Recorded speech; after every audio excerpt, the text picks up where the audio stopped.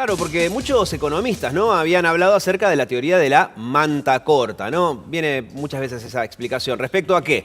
El supermartes se vencían muchísimos LEVAC, 617 mil millones de pesos. Entonces, a grandes rasgos nos decían, si quienes tienen LEVAC se desprenden de ellos y van a comprar dólares, el dólar sube y eso es malo. Pero para mantenerlos dentro de los LEVACs hay que subir la tasa.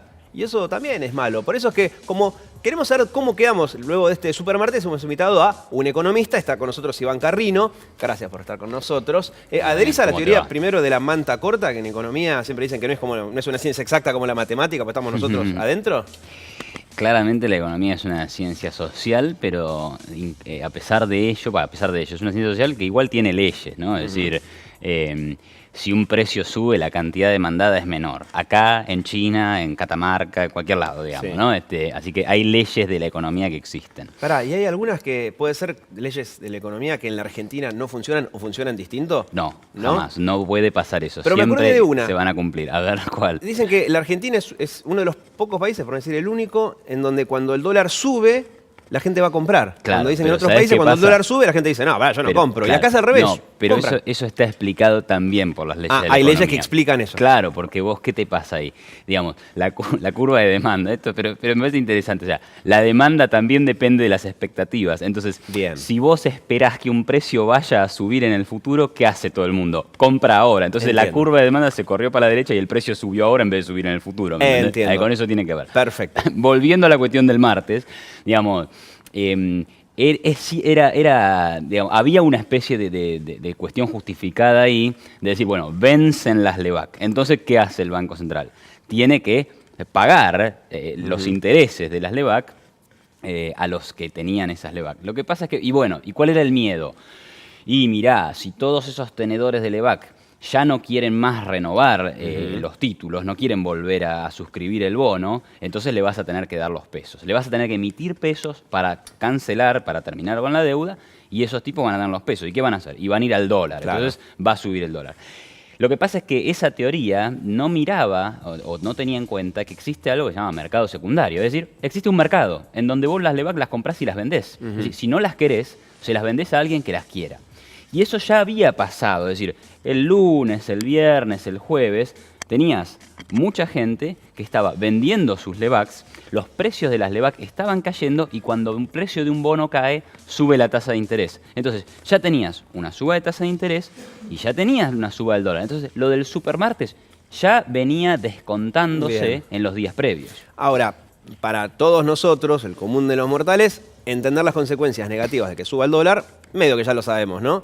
Ahora, ¿cuáles pueden llegar a ser las consecuencias negativas de tener una tasa alta como para que la gente se mantenga dentro de las LEVAC, que finalmente eso es lo que ocurrió? ¿Alguna parte mala hay o son todas buenas? No, mira, a ver, la tasa alta de hoy, pensemos en lo siguiente, ¿no? La tasa de interés de la política monetaria pasó de 27 a 40%. ¿Sí? Las tasas de las LEVAC van a andar por ahí, 40, 43, depende de los plazos, van a cambiar. La tasa de la política monetaria es una tasa de muy corto plazo. Entonces, que haya subido de 27 a 40 tuvo que ver con esta crisis de confianza que estamos atravesando. ¿Pero en qué nos afecta? Porque dice, no sé, cuando no pagás el total de la tarjeta de crédito te va a ir más, o conseguir un préstamo personal va a ser más caro. Claro, obvio, digamos. O sea, tiene su parte mala también, claro, lo de la manta corta. Obvio. Pero es que la parte mala es que subió la tasa producto de la crisis de confianza. Es decir, la parte mala es la crisis de confianza que está atravesando la Argentina, que va a derivar en un menor crecimiento económico del previsto.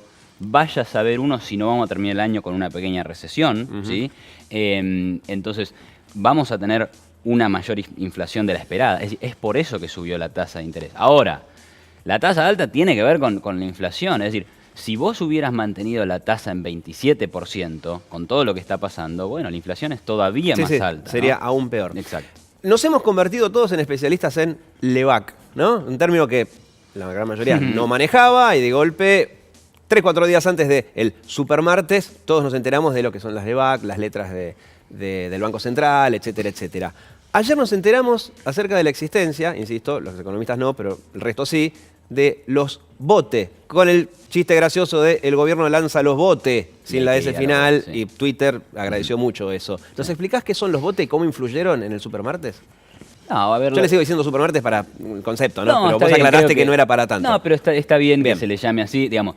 Se le ha llamado supermartes al de ayer y a varios Sí. anteriores. Y el, Sin embargo, en y el general, próximo digamos, cae 16 de junio, aviso. Claro, Pero y eso va a ahí- ser en medio del Mundial, así que y entre ahí- el partido de Islandia y el de Croacia, así que no va a ser tan seguramente haya importante. un nuevo Discúlpame, supermartes. entonces los botes. No, los botes es un título de deuda pública. Entonces, es un bono del Tesoro Nacional. Es decir, fíjate vos, ¿qué pasa? El gobierno gasta más de lo que ingresa por impuestos. Entonces tiene que endeudarse. Mucho de ese financiamiento para ese déficit lo consiguió en el mercado de deuda internacional. Le pide a bancos de afuera, Sí, fondo a de cualquier inversión. acreedor, puede ser un banco, un fondo de inversión, puede ser un ciudadano italiano Bien. también, ¿no? Bueno, y el bote es lo mismo, es un título de deuda que está en pesos, que paga una tasa en pesos fija a 8 o 10 años, unos a 8, otros a 10 años, y que lo puede suscribir cualquiera. Entonces, eso es lo que pasó. Ahora, muchos están diciendo, claro, esto fue una movida para bajar el dólar. ¿Por qué? Porque se ve, digamos, ¿qué pasó con el dólar en los últimos 2 años? O sea, salvo estas últimas 2 semanas, Sí. todos estaban diciendo que en la Argentina había atraso cambiario. Bueno, por lo menos hasta los últimos 3 meses. ¿Por qué?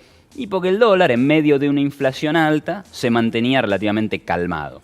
Y la explicación a esto es que en Argentina hay una abundancia, o hubo una abundancia de dólares hasta ahora, producto de ese financiamiento. O sea, el gobierno necesita financiarse. Entonces, trae dólares. Trae dólares. Sí. Los dólares vienen a financiar el agujero fiscal, hay más dólares y el precio se mantiene relativamente calmo. hasta Entonces, a ver si entendí. Los botes que se lanzaron son, bueno, bonos en pesos, sirvieron para calmar la expectativa respecto al dólar. Y ahí viene mi pregunta. Acerca del endeudamiento, que le preocupa a muchos, ¿no? Esto de ir financiándonos con deuda, que en algún momento va a haber que pagar. Entonces ayer, en el contexto de supermartes, nos enteramos de 2 nuevos bonos. ¿Es peligroso esto de lanzar tantos bonos y tomar tanta deuda? el peligro de la deuda es en realidad el peligro del agujero fiscal. O sea, Argentina tiene hace 3 o 4 años un déficit fiscal de 6% Sí, del se gasta PBI. más de lo que entra en impuestos. Pero entonces te reformulo la Te tenés pregunta. que endeudar. Para solventar ese déficit que hay, ¿no? Que antes, a grandes rasgos, se recurría a emitir dinero, que generaba inflación. Ahora el nuevo gobierno tiene como otra teoría que es, bueno, no emitamos tanto, pidamos prestado.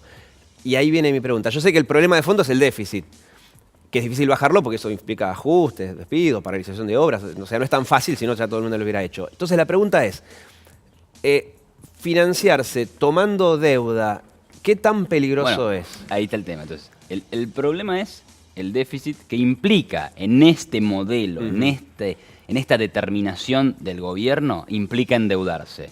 ¿Cuáles son los riesgos? Los acabamos de vivir.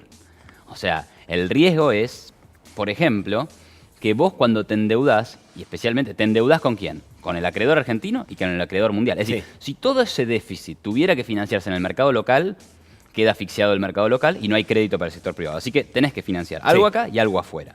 Cuando te financias afuera, sos vulnerable a lo que pasa en el mundo. Claro. ¿Y qué pasó en el mundo en estos últimos días?